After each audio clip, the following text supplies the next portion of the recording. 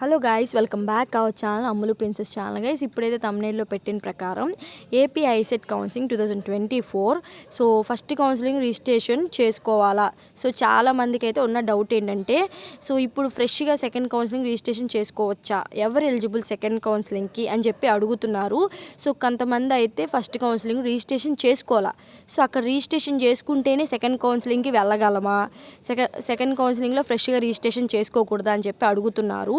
So ఇప్పుడైతే నేను క్లియర్గా వీడియోలో అయితే చెప్తాను. సో వీడియోలోకి వెళ్ళే ముందు అయితే మన ఛానల్ ఇంకా ఎవరైతే సబ్స్క్రైబ్ చేయలేదో, సో దయచేసి మన ఛానల్ని సబ్స్క్రైబ్ చేసి మీకోసం నేను ఎంత ఎఫర్ట్స్ పెడుతున్నందుకు మీరు కూడా మీ నుంచి ఒక చిన్నది నాకు ఏం చేయకండి, లైక్ చేసి షేర్ చేసి సబ్స్క్రైబ్ చేసుకోండి. అదే నాకు పెద్ద హ్యాపీనెస్ మీ నుంచి.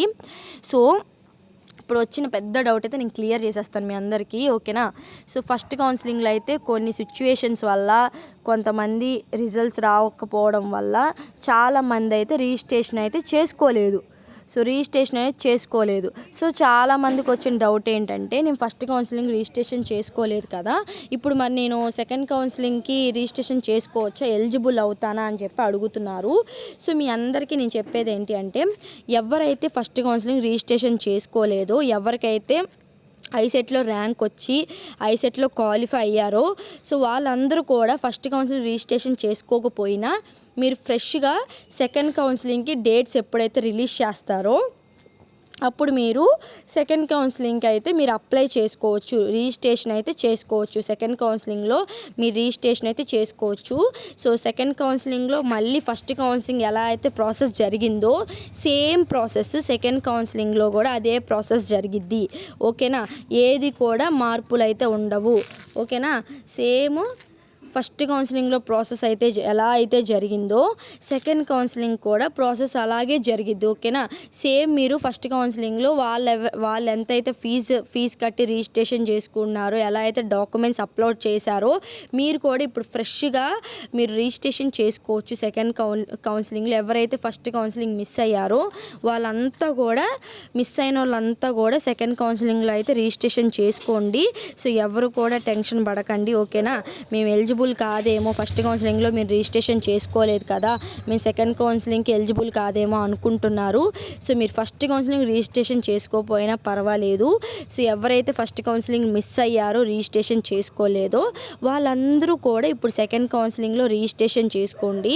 సో ఫస్ట్ కౌన్సిలింగ్కి సెకండ్ కౌన్సిలింగ్కి రిజిస్ట్రేషన్ ఫీజు కానీ డాక్యుమెంటేషన్ అప్లోడ్స్ కానీ ఏది కూడా మార్పులు ఉండవు. మొత్తం ఫస్ట్ కౌన్సిలింగ్లో ఏదైతే ప్రాసెస్ జరిగిందో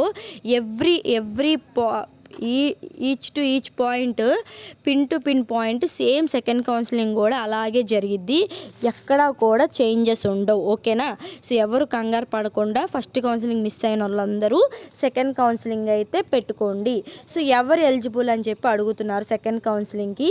సో సెకండ్ కౌన్సిలింగ్కి అందరూ ఎలిజిబుల్లే, ఫస్ట్ కౌన్సిలింగ్లో పార్టిసిపేట్ చేసిన వాళ్ళు ఎలిజిబుల్లే. ప్రజెంట్ ఇప్పుడు ఫ్రెష్గా ఎవరైతే రిజిస్ట్రేషన్ చేసుకోబోతున్నారో, సెకండ్ కౌన్సిలింగ్ డేట్స్ రిలీజ్ అయిన తర్వాత వాళ్ళు ఎలిజిబుల్లే, ఓకేనా? అందరూ ఎలిజిబుల్లే. సో ఫస్ట్ కౌన్సిలింగ్లో సీట్స్ వచ్చిన వాళ్ళు ఎలిజిబుల్లే, సీట్స్ రాని వాళ్ళు ఎలిజిబుల్లే, ఓకేనా? అలాగే ఫ్రెష్గా ఎవరైతే మళ్ళీ అప్లై చేసుకుందాం అనుకుంటున్నారో వాళ్ళు కూడా అందరూ ఎలిజిబుల్, ఓకేనా? మీకు ఒక క్లారిటీ వచ్చిందా? సో వచ్చింది అనుకుంటున్నాను. దయచేసి మన వీడియోని అయితే లైక్ చేయండి, షేర్ చేయండి, కమెంట్ చేయండి. సో మీకు ఏమైనా డౌట్స్ ఉంటే కానీ కింద అయితే కమెంట్ చేయండి.